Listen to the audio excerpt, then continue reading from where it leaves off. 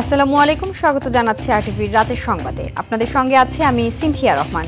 Iran Israel যুদ্ধ প্রসঙ্গ। ইরানের জনগণকে সহায়তা দিতে প্রস্তুত রাশিয়া। সোমবার ইরানের পররাষ্ট্রমন্ত্রীর সঙ্গে বৈঠকের পর একথা জানান রাশিয়ার প্রেসিডেন্ট ভ্লাদিমির পুতিন। অন্যদিকে জল ঘোলা করে যুদ্ধ শেষ করার কথা বলছে ইসরায়েল। সোমবার আরব ও ইসরায়েলি কর্মকর্তাদের বরাত দিয়ে এ তথ্য প্রকাশ করেছে মার্কিন গণমাধ্যম ওয়াল স্ট্রিট জার্নাল। ইমতিয়াজ আহমেদের রিপোর্ট। 1979 সালের ইসলামী বিপ্লবের পর গেল শনিবার ইরানের সবচেয়ে বড় সামরিক অভিযান চালায় যুক্তরাষ্ট্র। এরপর এক প্রকার প্রকাশ্যেই যুক্তরাষ্ট্র প্রেসিডেন্ট ডোনাল্ড ট্রাম্প ও ইসরায়েল ইরানের সর্বোচ্চ নেতা আয়াতুল্লাহ আলী খামেনিকে হত্যা এবং তার সরকারকে উৎখাতের হুঁশিয়ারি দেয়। জায়নবাদীদের হুঁশিয়ারিতে নড়ে চড়ে বসে ইরান ও তার মিত্ররা। বার্তা সংস্থা রয়টার্স বলছে, যুক্তরাষ্ট্রের হামলার পর ইরানের সর্বোচ্চ নেতা আয়াতুল্লাহ আলী খামেনি রাশিয়ার সহায়তা চেয়েছেন।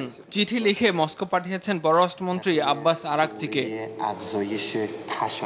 সোমবার ইরানের পররাষ্ট্রমন্ত্রী আব্বাস আরাকচি ক্রেমলিনে প্রেসিডেন্ট পুতিনের সঙ্গে সাক্ষাৎ করেন। তার কাছে ইরানের সর্বোচ্চ নেতার চিঠিটি পৌঁছে দেন। সে চিঠিতেই ইরানের প্রতি রাশিয়ার সমর্থন চাওয়া হয়। যুক্তরাষ্ট্রের তরফে বলা হয়, আরব দেশগুলোর মধ্যস্থতায় শীঘ্রই ইরানের সাথে চলমান যুদ্ধ শেষ করতে চায় ইসরায়েল। সোমবার আরব ও ইসরায়েলি কর্মকর্তাদের বরাতে এ তথ্য প্রকাশ করেছে মার্কিন গণমাধ্যম ওয়াল স্ট্রিট জার্নাল। এরপরই পুতিন জানান, ইরানের জনগণকে সহায়তা দিতে প্রস্তুত রাশিয়া। বলেন, ইরানের জনগণের পাশে থাকবে রাশিয়া। ইরানের বিরুদ্ধে যে অভিযোগে আগ্রাসন চালানো হচ্ছে তাও ভিত্তিহীন বলে জানান রুশ প্রেসিডেন্ট পুতিন। যুক্তরাষ্ট্রের হামলার নিন্দা জানানোয় পুতিনকে ধন্যবাদ দেন পররাষ্ট্রমন্ত্রী Abbas Araghchi. Imtiaz Ahmed, RTV. ইরানে বিমান হামলার মধ্য দিয়ে নেতানিয়াহুর ফাঁদে পা দিয়েছেন ডোনাল্ড ট্রাম্প। মধ্যপ্রাচ্যের যুদ্ধে জড়ানো যুক্তরাষ্ট্রের জন্য গভীর ও দীর্ঘস্থায়ী পরিণতি ডেকে আনতে পারে বলে এক প্রতিবেদনে জানিয়েছে বার্তা সংস্থা সিএনএন। এতে আরও বলা হয়, ট্রাম্পের এই বেপরোয়া সিদ্ধান্ত অঞ্চলটির সমস্যাগুলোকে সমাধানের বদলে বাড়িয়ে তুলতে পারে। ইরানে যুক্তরাষ্ট্রের হামলার পরিণতি কি হতে পারে তাই জানাচ্ছেন সামদানি প্রত্যয়।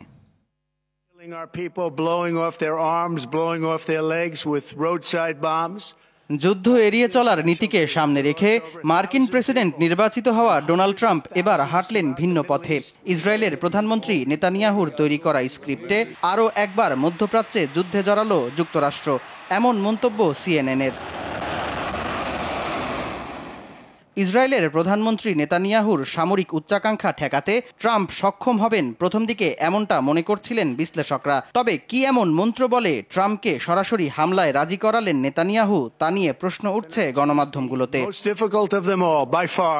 মার্কিন নীতি ইসরায়েল পরিপন্থী হয়ে উঠছে এমন সন্দেহ কাটাতেই এ হামলা করে থাকতে পারে ওয়াশিংটন। এক প্রতিবেদনে এমনটাই দাবি করেছে সংবাদ মাধ্যম গার্ডিয়ান। ট্রাম্পের এ হামলার জবাব ইরান ও তার মিত্ররা কিভাবে দেবে তার উপর নির্ভর করছে অঞ্চলটির পরিস্থিতি। এমনকি মধ্যপ্রাচ্য নিয়ন্ত্রণের বাইরে চলে যাবে বলে প্রতিবেদনটিতে বলা হয়। পারস্য উপসাগর ও মধ্যপ্রাচ্যের অন্যান্য স্থানে ছড়িয়ে থাকা যুক্তরাষ্ট্রের ঘাঁটিগুলো ইরানের জবাবের নিশানা হতে পারে বলে আশঙ্কা বিশ্লেষকদের। পাশাপাশি লক্ষ্যবস্তু হতে পারে ব্রিটিশ ঘাঁটিগুলো।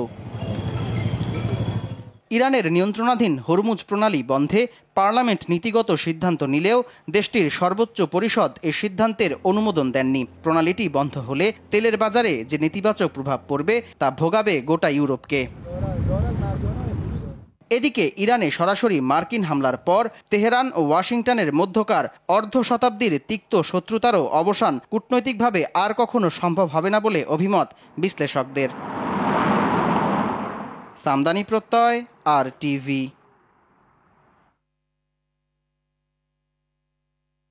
ইরানের পারমাণবিক স্থাপনায় মার্কিন হামলার জেরে বিশ্ববাজারে বেড়েছে জ্বালানি তেলের দাম। যুক্তরাষ্ট্রে অপরিশোধিত জ্বালানি তেলের মূল্য ৩.৬% বেড়ে প্রতি ব্যারেল হয়েছে $৭৬.৪৭। আন্তর্জাতিক মানদণ্ড হিসাবে পরিচিত ব্রেন্ট ক্রুড তেলের দাম ৩.২% বেড়ে $৭৪.৫৯ দাঁড়িয়েছে। এদিকে চলমান অস্থিরতার মধ্যে মার্কিন ডলারের মান বেড়েছে প্রায় 0.৩%।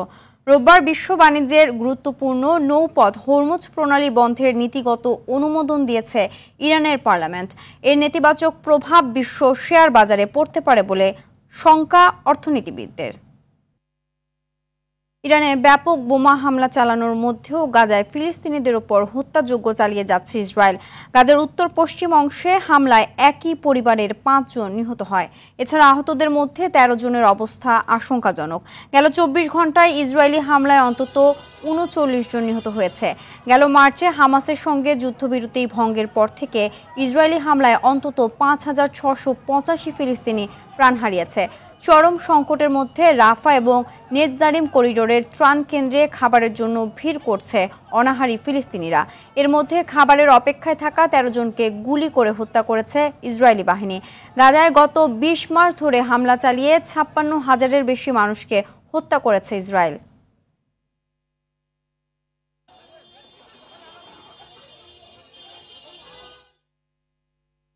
ফিরছি দেশের খবরে।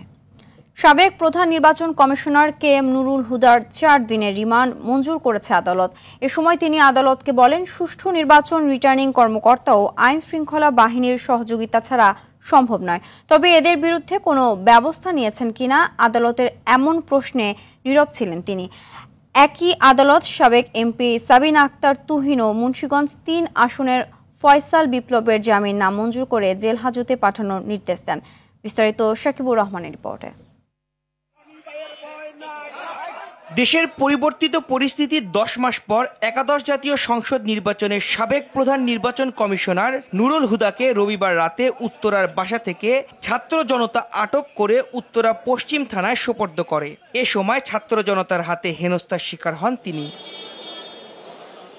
উত্তরা থেকে রাতে শেরেবাংলা নগর থানায় বিএনপির করা মামলায় মিন্টু রোডের ডিবি কার্যালয়ে নিয়ে আসা হয়। কড়া নিরাপত্তায় সোমবার দুপুরে নিয়ে আসা হয় আদালতে। এ সময় 10 দিনের রিমান্ড চায় পুলিশ। শুনানি চলাকালে আদালত নুরুল হুদার বক্তব্য জানতে চাইলে কারচুপির নির্বাচনের দায় চাপান রিটার্নিং কর্মকর্তা সহ আইন শৃঙ্খলা বাহিনীর উপর। রাতের ভোট আয়োজনে নুরুল হুদা সরাসরি সরকারের তাবেদার হয়ে কাজ করছে বলে দাবি করেন রাষ্ট্রপক্ষের আইনজীবীরা। সারা জাতি সাক্ষী, সে 18 নির্বাচনটা সে কি করেছে। অপরাধী তার অপরাধ কখনো স্বীকার করতে চায় না। সে আজকেও তাকে দেখলে আমরা দেখলাম সে মনে হচ্ছে তাকে যদি এখনো বলা হয় যে আপনি আরেকটি অবৈধ নির্বাচন করেন, সে দায়িত্ব নিতে বোধহয় রাজি আছে। তবে আসামি পক্ষের দাবি জামিনযোগ্য মামলায় জামিন না মঞ্জুর করেছেন আদালত। সিজি সাহেব বলেছেন যে মাঠ পর্যায় থেকে কোনো অভিযোগ আমি পাইনি, নির্বাচন সম্পন্ন করার পরেও মাঠ পর্যায় থেকে কোনো অভিযোগ আমি পাইনি এবং দিনের ভোট রাতের কথা বলা হয়েছে। এই মর্মে বাংলাদেশের কোনো মিডিয়ায় এই মর্মে কোনো নিউজ প্রচারিত হয়নি বিধায় ওই নির্বাচনটি বৈধ নির্বাচন ছিল। সাবেক সংরক্ষিত এমপি সাবিনা আক্তার তুহিনকে শেরেবাংলা নগর থানার একটি বিস্ফোরক মামলায় জামিন নামঞ্জুর করে জেল হাজতে পাঠানোর নির্দেশ দেয় আদালত। একই সঙ্গে মুন্সিগঞ্জ 3 আসনের সাবেক সংসদ সদস্য ফয়সাল বিপ্লবকেও জেল হাজতে পাঠানোর নির্দেশ দেয়া হয়। শাকিবুর রহমান, RTV, ঢাকা। 2018 সালের সংসদ নির্বাচনে শতভাগ ভোট পড়েছে এমন কেন্দ্রের সংখ্যা ও সংশ্লিষ্ট কর্মকর্তাদের তথ্য চেয়ে নির্বাচন কমিশনে চিঠি পাঠিয়েছে দুর্নীতি দমন কমিশন। সংস্থাটির মহাপরিচালক আক্তার হোসেন জানান, গত 3টি সংসদ নির্বাচনের অনিয়ম দুর্নীতি অনুসন্ধান করছে দুদক। তদন্তের জন্য এ সংশ্লিষ্ট যে কাউকে গ্রেফতার বা জিজ্ঞাসাবাদ করতে পারে তদন্ত দল। এছাড়া 1 কোটি 8 লাখ টাকার অবৈধ সম্পদ অর্জন ও 5 ব্যাংকে 10 কোটি টাকার সন্দেহজনক লেনদেনের অভিযোগে চাঁপাইনবাবগঞ্জ 2 আসনের সাবেক এমপি জিয়াউর রহমানের বিরুদ্ধে মামলা করেছে দুদক।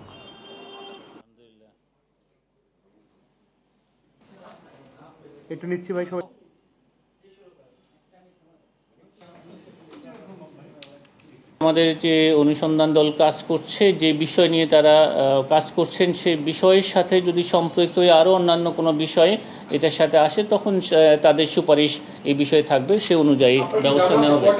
বিগত যে 3টি নির্বাচন নিয়ে ইতিমধ্যে আমাদের একটি অনুসন্ধান চলমান রয়েছে। সেই অনুসন্ধান সংক্রান্তে অনুসন্ধান দল রেকর্ডপত্র সংগ্রহের জন্য অধিযাচনপত্র প্রেরণ করেছেন এবং অনেক ক্ষেত্রে তারা কিছু রেকর্ডপত্র পেয়েছেন।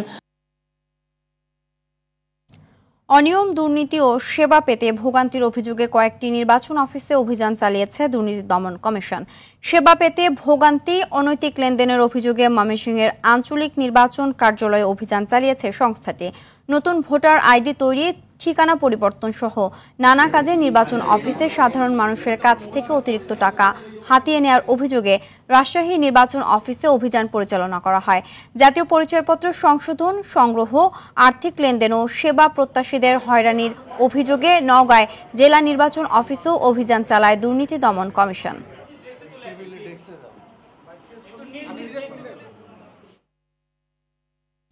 সাবেক প্রধান নির্বাচন কমিশনার KM নুরুল হুদার সঙ্গে হওয়া মব জাস্টিস কাম্য নয় বলে মন্তব্য করেছেন স্বরাষ্ট্র উপদেষ্টা জাহাঙ্গীর আলম চৌধুরী। তিনি বলেন, আইনশৃঙ্খলা বাহিনীর উপস্থিতিতে এ ঘটনায় বাহিনীর কেউ জড়িত থাকলে তাদের বিরুদ্ধে ব্যবস্থা নেওয়া হবে।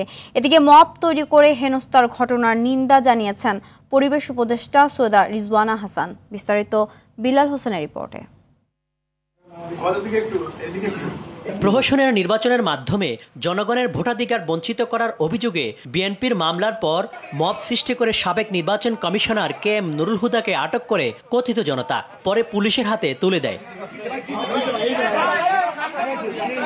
বিষয়টি নিয়ে সামাজিক মাধ্যমে তৈরি হয় মিশ্র প্রতিক্রিয়া। এমত অবস্থায় গাজীপুর হর্টিকালচার সেন্টার পরিদর্শন শেষে স্বরাষ্ট্র উপদেষ্টা জানালেন, যারা মব সৃষ্টি করেছে তাদের আইনের আওতায় আনা হবে। মব জাস্টিস এটা হলো কোনো অবস্থায় গ্রহণযোগ্য না। ওনার সাথে যে একটা খারাপ দেখছেন ইচ্ছি পাঠায় দিছে, এটা কোনো অবস্থায় গ্রহণযোগ্য না। কোনো ঘটনা ঘটলে আইন শৃঙ্খলা বাহিনীর কাছে তারা হস্তান্তর করবে এবং আইন শৃঙ্খলা বাহিনী প্রপার অ্যাকশন নেবে। এদিকে সচিবালয়ে বিশ্ব পরিবেশ দিবস উপলক্ষে সংবাদ সম্মেলনে সাংবাদিকদের প্রশ্নে মব তৈরির ঘটনার তীব্র নিন্দা জানান পরিবেশ উপদেষ্টা। মব অ্যাটেম্প যেটা ঘটলো এটাকে আমরা তীব্রভাবে নিন্দা জানাচ্ছি এবং আমরা আবারও বলছি যে আইনি প্রক্রিয়া গ্রহণের কাজটা স্বরাষ্ট্র মন্ত্রণালয় থেকে শুরু হয়েছে। এই সহনশীলতা এবং কার্যকরী উদ্যোগ এটার সমন্বয়েই আসলে আমরা আইনের শাসনের দিকে এগিয়ে যাব। সেন্ট মার্টিন দ্বীপের পরিবেশ আগের রূপে ফিরে এসেছে জানিয়ে উপদেষ্টা বলেন, টাঙ্গুয়ার হাওরের মতো জায়গায় শীতাতাপ নিয়ন্ত্রিত হাউসবোট শব্দ দূষণ চলতে পারে না। টাঙ্গুয়ার হাওরে যা ঘটছে এরকম একটা গ্লোবাল হেরিটেজ সাইটে এই জিনিস ঘটতে পারে না। লাউড স্পিকার, এসি, আসলে এরকম হাওরে কয়টা যান্ত্রিক জলযান চলবে তারও একটা নিয়ন্ত্রণ আনতে হবে। আপনি দেখেন, এই যে সেন্ট মার্টিনের নিয়ন্ত্রণ আনতে গিয়ে জনমনে নাকি সাংঘাতিক আশঙ্কা এবং আতঙ্ক তৈরি হয়ে গেছে। আমি তো এরকম কোনো আশঙ্কা বা আতঙ্ক দেখি না। সংবাদ মাধ্যমগুলো এগিয়ে এসে বলতেছে ডলফিন ফেরত এসছে, কাঁকড়া ফেরত এসছে, মানুষজন বলছে আমরা শান্তিতে আছি। বাংলাদেশ চীন মৈত্রী সম্মেলন কেন্দ্রে 25 থেকে 27 জুন পরিবেশ মেলা এবং 25 জুন থেকে 24 জুলাই পর্যন্ত চলবে বৃক্ষ মেলা। আশা করি এই কাজটাও আমরা জুলাই মাস নাগাদ শুরু করে দিতে পারবো। Billal Hossain, RTV, Dhaka. BNP mob সংস্কৃতির বিরুদ্ধে সাবেক প্রধান নির্বাচন কমিশনার KM নুরুল হুদার সঙ্গে মব কাণ্ডে দলের কেউ জড়িত থাকলে ব্যবস্থা নেওয়া হবে বলে জানিয়েছেন বিএনপির স্থায়ী কমিটির সদস্য সালাউদ্দিন আহমদ। দলটির স্থায়ী কমিটির আরেক সদস্য আমির খসরু মাহমুদ চৌধুরী বলেছেন, ফেব্রুয়ারির প্রথমার্ধে নির্বাচন সাদরে গ্রহণ করে জাতি, এখন নির্বাচনের টানেলে। রুদ্র রফিকের রিপোর্ট। রোববার বিতর্কিত 3 নির্বাচনের প্রধান নির্বাচন কমিশনার ও নির্বাচন কমিশনার সহ সংশ্লিষ্টদের বিরুদ্ধে থানায় মামলা করে বিএনপি। এরপর রাতেই সাবেক প্রধান নির্বাচন কমিশনার KM নুরুল হুদাকে উত্তরা বাসায় অবরুদ্ধ করে জনতা। এ সময় লাঞ্ছিত করা হয় তাকে। পরে পুলিশ তাকে গ্রেফতার করে। KM নুরুল হুদার লাঞ্ছিত হওয়াকে বিচ্ছিন্ন ঘটনা বলে মন্তব্য করেন বিএনপির স্থায়ী কমিটির সদস্য সালাউদ্দিন আহমদ। দলের কেউ জড়িত থাকলে ব্যবস্থা নেয়ার কথা জানান তিনি। অপসংস্কৃতিতে বিশ্বাস করি না, আমরা মব কালচারে বিশ্বাস করি না, আমরা আইনের শাসন প্রতিষ্ঠা করার জন্যই অবিরাম সংগ্রাম করছি। যদি বিএনপির যে কোনো নেতা কর্মী এই ঘটনা জড়িত থাকে, তদন্ত করে তার বিরুদ্ধে ডিসিপ্লিনারি অ্যাকশন নেবে। গুলশানে বিএনপি চেয়ারপারসনের রাজনৈতিক কার্যালয়ে দলের লিয়াজো কমিটির সঙ্গে গণফোরাম ও NDM এর বৈঠক শেষে আমির খসরু মাহমুদ চৌধুরী বলেন, যুগপৎ আন্দোলনে অংশ নেয়া সব দলকে নিয়ে জাতীয় সরকার গঠন করতে চায় বিএনপি। ফেব্রুয়ারির প্রথমার্ধে নির্বাচনের যে আলোচনা জনগণ সেটা অত্যন্ত ইতিবাচকভাবে নিয়েছেন এবং যে আশঙ্কা ছিল জনগণের মধ্যে সেটা কেটে গিয়েছে। এখন নির্বাচনী টানেলে প্রবেশ করেছে। এদিকে চীনের পিপলস গ্রেট হলে দেশটির কমিউনিস্ট পার্টির পলিটিক্যাল ব্যুরোর সদস্য লি হং ঝং এর সঙ্গে দ্বিপাক্ষিক বৈঠক করেন বিএনপি মহাসচিব মির্জা ফখরুল ইসলাম আলমগীর। রুদ্র রফিক, RTV, ঢাকা। অবাধ, সুষ্ঠু ও নিরপেক্ষ করতে অন্যান্য দেশের মতো বাংলাদেশের জাতীয় নির্বাচনও জাতিসংঘের অধীনে হতে পারে বলে মন্তব্য করেছেন জামায়াত ইসলামের নায়েবে আমির ডক্টর সৈয়দ আব্দুল্লাহ মোহাম্মদ তাহের। দুপুরে রাজধানীর মগবাজারে জামায়াতের কেন্দ্রীয় কার্যালয়ে দলটির আমির ডক্টর শফিকুর রহমানের সঙ্গে অজিত সিং এর বৈঠক শেষে এ মন্তব্য করেন তিনি। কানাডার হাইকমিশনারের বৈঠকে দ্বিপাক্ষিক নানা বিষয় আলোচনা হয়।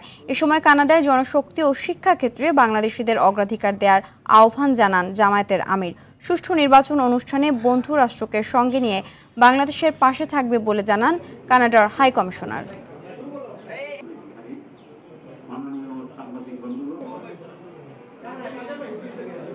জাতিসংঘের অধীনে সুপারভিশনে নির্বাচন হওয়া, আমরা ওইটা অ্যাকসেপ্ট করতে রাজি আছি for the sake of the very fair election.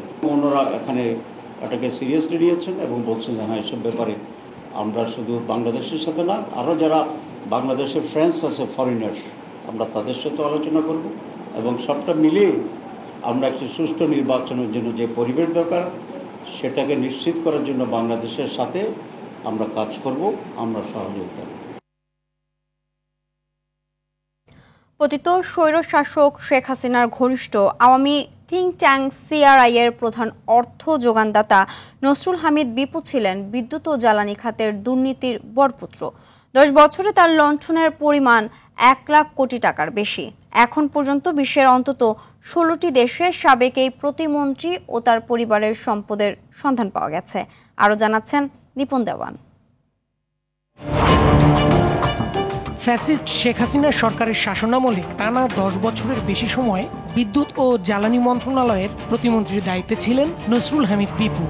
Dollar কিংবা ইউরোতে ছিল তার আসক্তি। তার দুর্নীতির অর্থের লেনদেন হতো বিদেশে। কোনো বিদ্যুৎ প্রকল্প হাতে নেওয়া থেকে শুরু করে অনুমোদন পর্যন্ত কমপক্ষে 20টি ধাপে টাকা আদায় করতেন বিপু চক্র।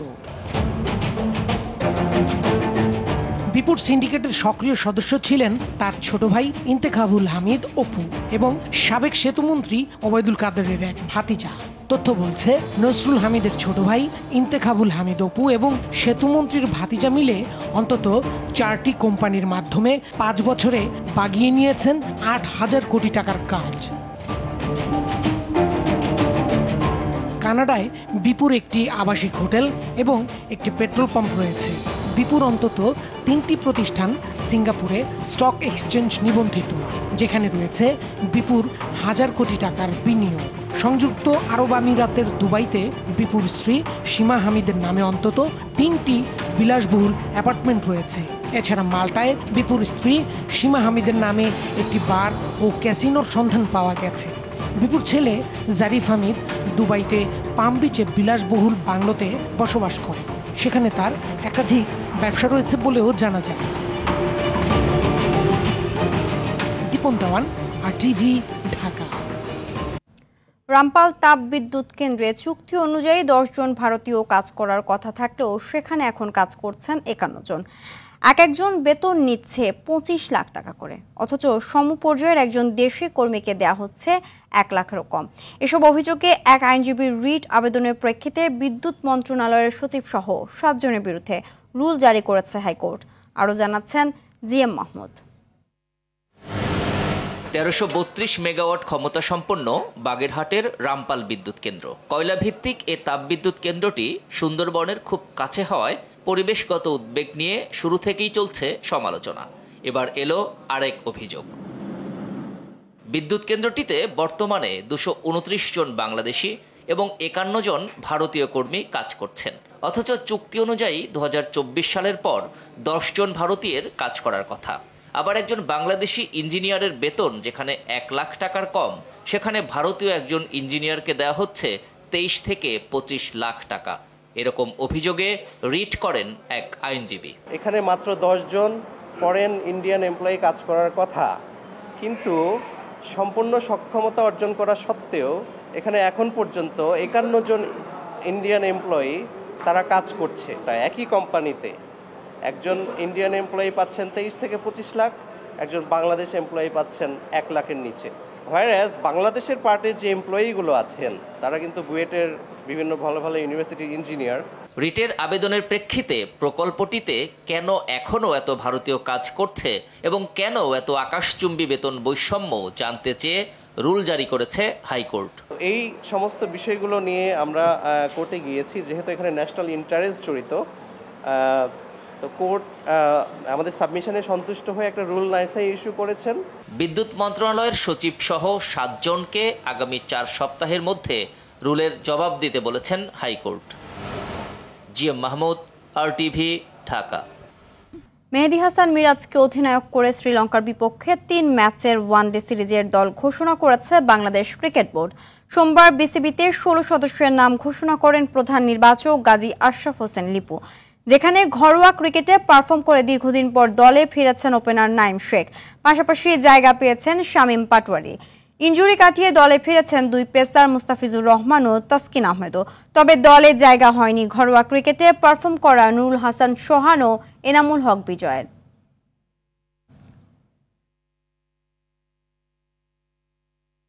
এটা তো হতাশাজনক, মানে একটা প্লেয়ারকে আমরা যাকেই নেই অনেস্টলি নেওয়া হয় এবং টিমের সুবিধা হবে সেটা চিন্তা করেই নেওয়া হয়। সবাই ভালো খেলবে না সব জায়গাতে, তো হয়তো বিজয়ের এরকম একটা মিস হয়েছে আর কি।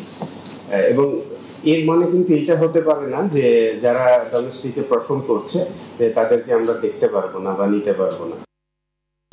রাতের সংবাদ এ পর্যন্তই। মধ্যরাতের সংবাদ 1টায় দেখার আমন্ত্রণ রইল। ধন্যবাদ সবাইকে।